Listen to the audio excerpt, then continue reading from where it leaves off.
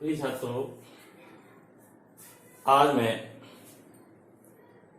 इस बात पर चर्चा करूंगा कि पदार्थ की चालकता की व्याख्या किस प्रकार और किस सिद्धांत के आधार पर की जाती है। जैसा कि हम जानते हैं, अधिकांश ठोस पदार्थों में विद्युत धारा का प्रवाह विद्युत क्षेत्र में इलेक्ट्रॉन के प्रवाह के कारण होता है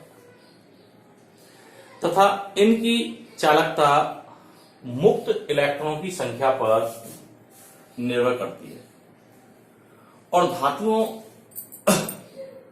धातुओं की चालकता उसके संयोजी कोष यानी बाह्यतम कोष में उपस्थित इलेक्ट्रॉन की संख्या पर निर्भर करती है और इन इलेक्ट्रॉन की संख्या जितनी ज्यादा होती है, धातु उतनी ही प्रबल चालकता प्रदर्शित करती है। तो इस वीडियो में आज हम वैद्युत चालकता की क्रियाविधि के बारे में अध्ययन करेंगे। किसकी? वैद्युत चालकता की क्रियाविधि। वैद्युत चालकता की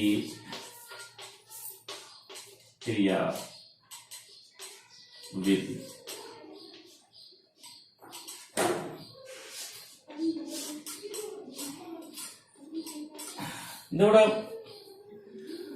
हमने विद्युत चालकता के आधार पर पदार्थों को चालक एवं अर्धचालक तीन भागों में बांटा था और इनकी चालकता की व्याख्या या इनमें विभेद हम धात्विक बैंड सिद्धांत के आधार पर करते हैं। किसके आधार पर?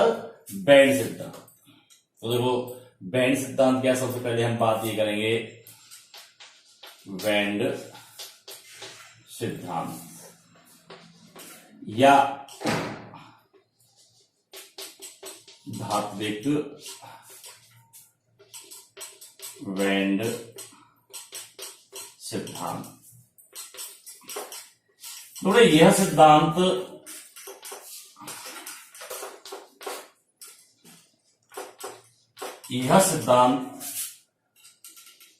आणविक कक्षक सिद्धांत, जिसको अपन लोग 11वीं क्लास में चौथे पार्ट रासायनिक बंध में पढ़ा है, एमओटी के नाम से, मॉलिक्यूलर ऑर्बिटल थ्योरी पढ़ा रहे थे।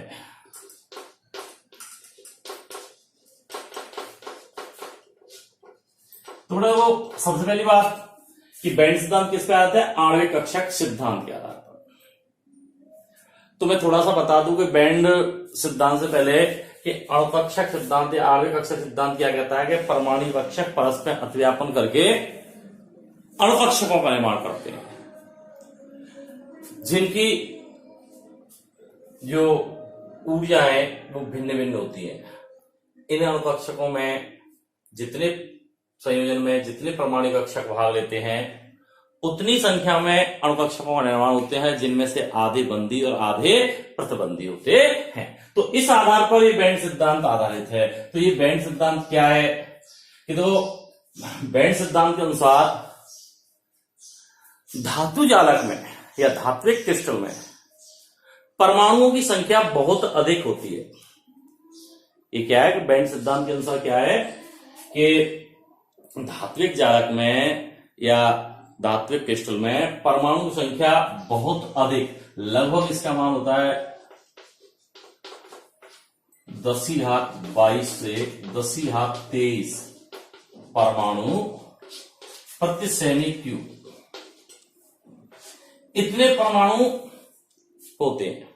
तो धातुओं परमाणु की संख्या बहुत अधिक होने के कारण धातु परमाणुओं के परस्पर संयोजन से या अतिव्यापन कह सकते हो, अतिव्यापन से बहुत अधिक संख्या में अणुकक्षकों का निर्माण होता है। किसका निर्माण होता है? अणुकक्षकों का, जिनकी ऊर्जाओं में बहुत अधिक अंतर नहीं होता, अर्थात इनकी ऊर्जा लगभग पास होती है। इस कारण यह पास स्थित होकर के एक बैंड यानी पट्टिका बैंड का निर्माण करते हैं, जिसे हम धात्विक बैंड कहते हैं। इस धात्विक बैंड में संयोजी कक्षक या संयोजकता बैंड कह सकते हो आप, आंशिक भरा हो या फिर पूर्ण पूरित संयोजी बैंड और आगामी रिक्त बैंड के मध्य ऊर्जा अंतराल कम हो तो ये परस्पर अतिव्यापन कर लेते हैं और इस वक्त एक आंशिक बैंड बना लेते हैं।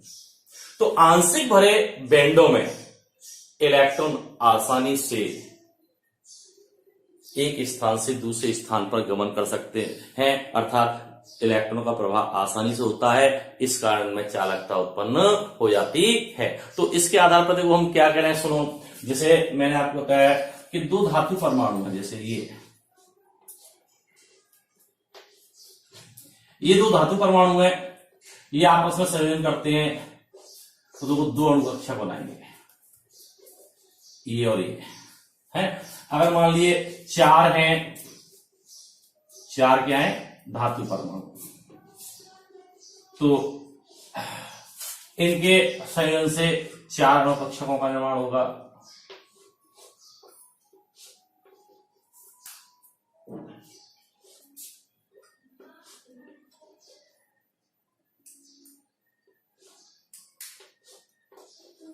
जैसे देखिए,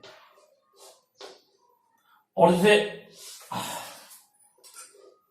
एन अनंत डॉट डॉट डॉट एन अणु कक्षक, सॉरी परमाणु कक्षक है, तो इनके संयोजन से अत्यधिक संख्या में अणु कक्षकों का निर्माण होगा। जैसे देखो मैंने ये दिखा दिए, ये अणु कक्षक, इनकी ऊर्जा अंतराल क्या है, बहुत कम है, इस कारण पास पास स्थित है, जिसे कहेंगे हम बैंड। क्या कहेंगे, बैंड यानी पट्टिका। तो अब इनमें तो ये तो दो परमाणु कक्षकों का संयोजन, ये कितने का है, चार परमाणु कक्षकों का संयोजन, और ये क्या है, एन परमाणु कक्षकों का संयोजन। तो बेटा इस तरह से एक बैंड बन जाता है या धात्विक बैंड बन जाता है। तो अब इसके आधार पर मैंने भी बताया था कि जो बाह्यतम कोश के है, बाह्यतम कोश है, उनके संयोजन से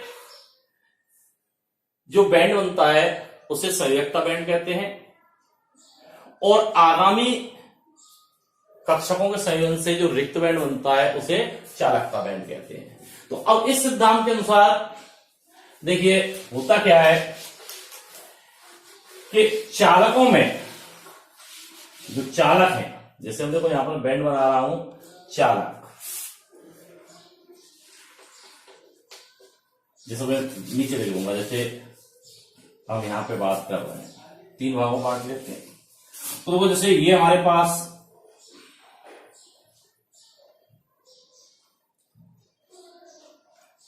ये आंशिक भरा हुआ,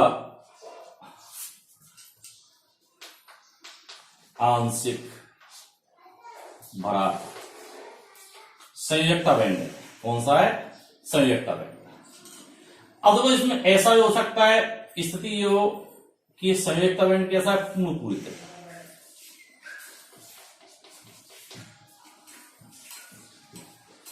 ये आंशिक भरा है, ये संयोजकता बैंड कैसा है,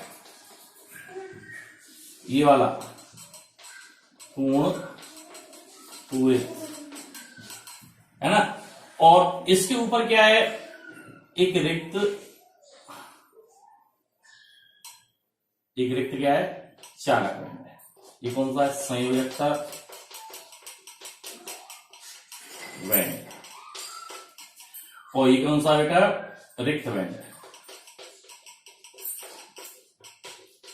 इसको हम क्या कहते हैं, चालक बैंड।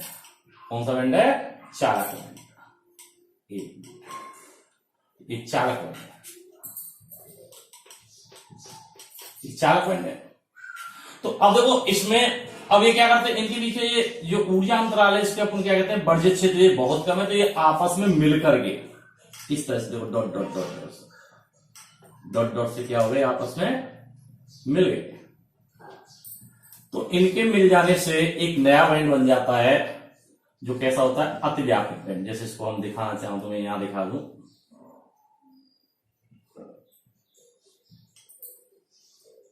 जैसे ये अतिव्यापित बैंड है।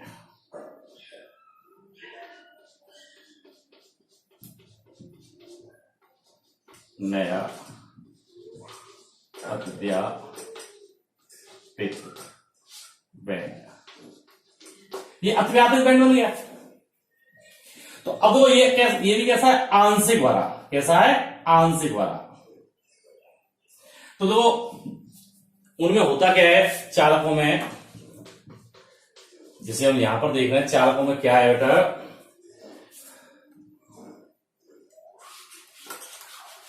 कि चालकों में या तो संयोजकता बैंड, आंशिक, ये संयोजकता बैंड देखो ये वाला आंशिक भरा हुआ होता है, यानी अर्धपूरित अपनी भाषा में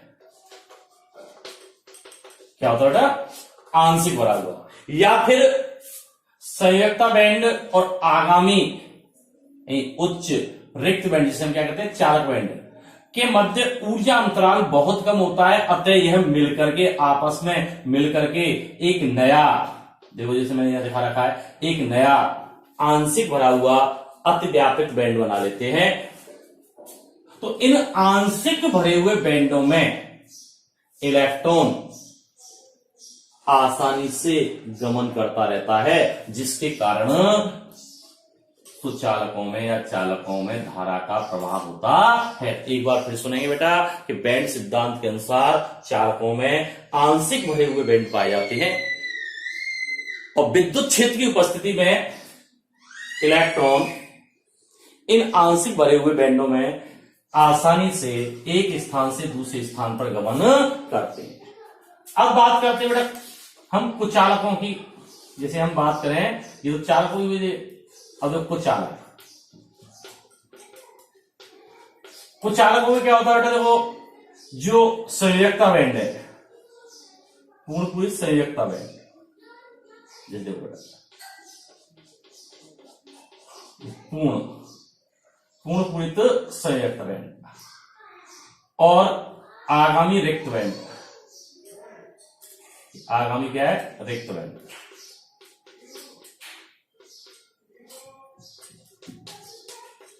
या चालक बैंड, और ये क्या है,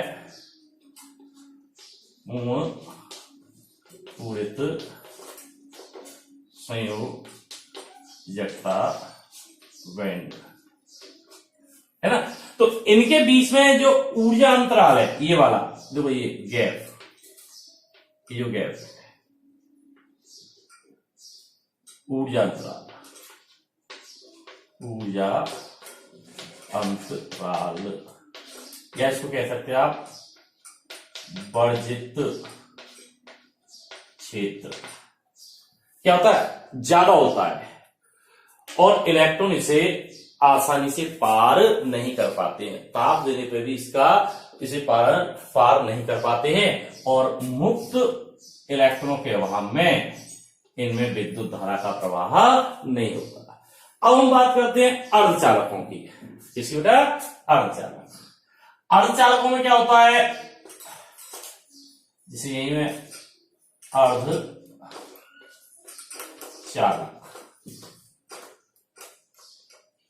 अर्धचालक। तो बेटा अर्धचालकों में क्या होता है, देखिए ये जिसमें यहीं पे दिखा देता हूं इसको, देखिए अर्धचालकों में क्या होगा, अर्धचालकों में तो पूर्ण संयोजी बैंड, जिसे देखो ये पूर्ण संयोजी बैंड है,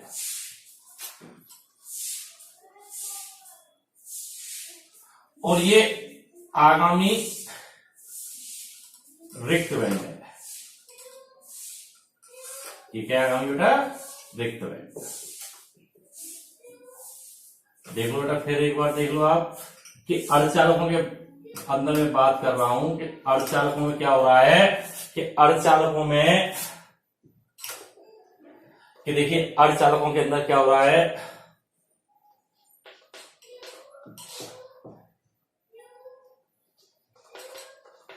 कि देखो ये पूर्णपूरित संयोजकता बैंड और आगामी रिक्त बैंड, ये कैसा है, रिक्त बैंड है, चालक बैंड। ये तो चालक है, जैसे आप समझ में शॉर्ट में लिख रहा हूं जगह, और चालक बैंड, और ये कौन सा है, संयोजकता, संयोजकता बैंड। तो इनके मध्य जो ऊर्जा अंतराल है, ये ऊर्जा अंतराल यानी वर्जित क्षेत्र, ये जो वर्जित क्षेत्र है वो चालकों की तुलना में तो ज्यादा है और कुछ चालकों की तुलना में कम है। तो जब इन्हें ऊष्मा दी जाती है तो इलेक्ट्रॉन ऊष्मा ग्रहण कर इस वर्जित क्षेत्र को या ऊर्जा अंतराल को आसानी से पार करके रिक्त चालक बैंड में प्रवेश कर जाते हैं और यह धारा का प्रवाह करने लगती है। तो इस तरह से हम बैंड सिद्धांत के आधार पर चालक को चालक और अर्धचालकों में धारा के प्रवाह को समझा सकते हैं। कि देखिए कि इनमें एक बार फिर सुचालकों में आंशिक भरे हुए बैंड होते हैं जिनमें इलेक्ट्रॉन आसानी से गमन करता है, जबकि कुचालकों में पूर्ण संयोजकता बैंड और आगामी रिक्त बैंड के मध्य ऊर्जा अंतर अर्थात वर्जित क्षेत्र उच्च होता है और ताप देने पर भी इलेक्ट्रॉन इसे आसानी से पार नहीं कर पाते हैं और मुक्त इलेक्ट्रॉन के अभाव में धारा का प्रवाह नहीं होता। जबकि अर्धचालकों में पूर्ण संयोजकता बैंड और आगामी या उच्च रिक्त बैंड नहीं चालकता बैंड के मध्य, देखो पूर्ण संयोजकता बैंड है और ये कौन सा है, चालकता बैंड, इनके मध्य का ऊर्जा अंतराल यानी वर्जित क्षेत्र सुचालकों की तुलना में तो ज्यादा होता है लेकिन कुचालकों की तुलना में कम होता है और ताप देने पर इलेक्ट्रॉन इसे आसानी से पार कर जाते हैं और चालक बैंड में मुक्त इलेक्ट्रॉन उपलब्ध होने के कारण यह उच्च ताप पर धारा का प्रवाह दर्शाते हैं। तो बेटा ये हुई वैद्युत चालकता की क्रिया। अब विद्यार्थी मेरा अगला टॉपिक है पायरो इलेक्ट्रोसिटी, एक परावैद्युतता। तो परावैद्युतता ग्रीक शब्द है, एक ग्रीक भाषा से लिए गए शब्द पायर, और इलेक्ट्रिसिटी,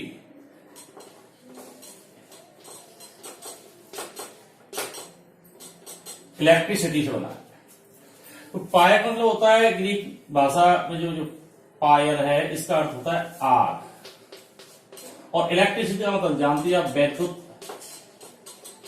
वैद्युत बिजली से कहते हैं। अतः पायरो इलेक्ट्रिसिटी का अर्थ है आग से वैद्युत उत्पन्न करना।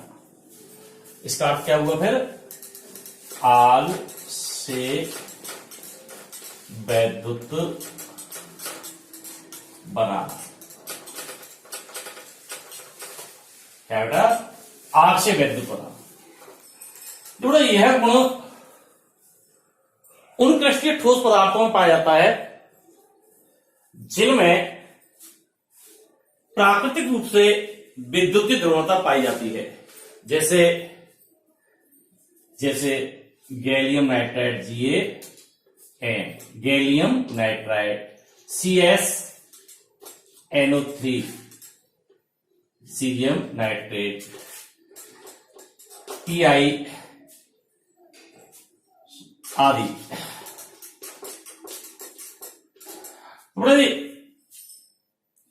इसमें होता क्या है कि इस परावैद्युत में हम क्या करते हैं, पदार्थ को जब गर्म करते हैं, एक क्रिस्टल को गर्म करते हैं तो क्रिस्टल का ताप बदलता है। क्या होता है, ताप बदल जाता है और ताप बदलने से परमाणुओं की स्थितियां बदलती हैं जिसके कारण उसमें वैद्युतता उत्पन्न हो जाती है। अतः हम परावैद्युत को इस प्रकार परिभाषित कर सकते हैं, इस प्रकार इसकी परिभाषा दे सकते हैं कि कुछ पदार्थों को गर्म या ठंडा करने पर वे अस्थायी बोल्टता उत्पन्न करते हैं, अर्थात उनमें विद्युतता अस्थायी रूप से विद्युत उत्पन्न हो जाती है। इस गुण को ही हम क्या कहते हैं, परावैद्युतता कहते हैं। मैंने जैसे अभी बताया था कि पदार्थ को, क्रिस्टल को गर्म करने पर ताप परिवर्तन होता है, जिससे उसके परमाणुओं की स्थिति बदल जाती है और ध्रुवणता परिवर्तित हो जाने से उनमें बोल्टता उत्पन्न होती है। यदि इस नई स्थिति में क्रिस्टल के ताप को हम नियत रखें, क्या रखें, क्रिस्टल के ताप को स्थिर रखें, तो धीरे धीरे करके, धीरे धीरे उसकी जो बोल्टता है उसमें कमी आने लगती है और क्रिस्टल में धारा प्रवाहित होती है। तो ये तो देखो हमारा परावैद्युतता। एक इससे मिलता जुलता होता है ताप वैद्युतता। क्या होता है बेटा, ताप वैद्युतता।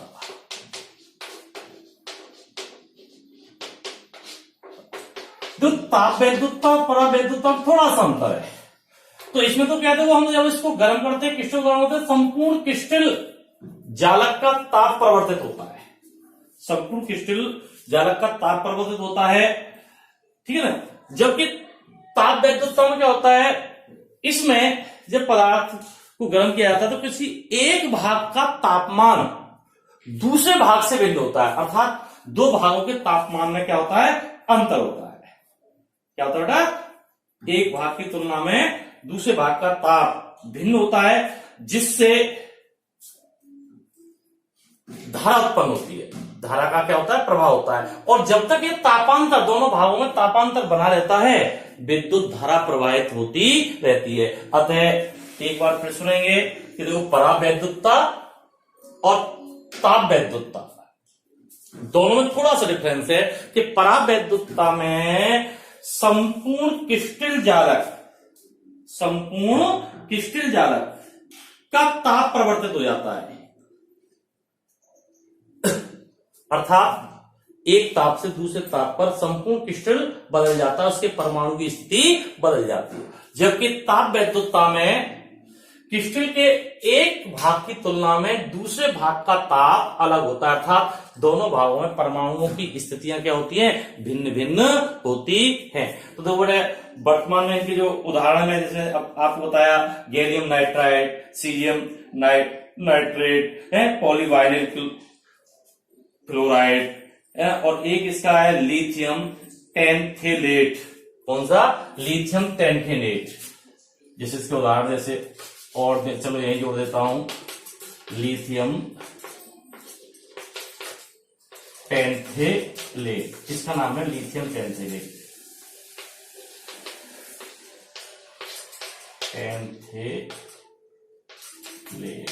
लिथियम टेंथेलेट, इसका नाम गैलियम नाइट्राइड, इसका नाम सीजियम नाइट्रेट। तो ये परावैद्युत है।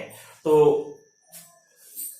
कल कुछ बच्चों ने फोन करके ये पूछा था कि सर एन और पी प्रकार के अर्धचालकों के उपयोग क्या है। तो ये उपयोग इस प्रकार है, जो मैं आपके ब्लैक बोर्ड पर लिख रहा हूं, इन्हें आप उतार लें।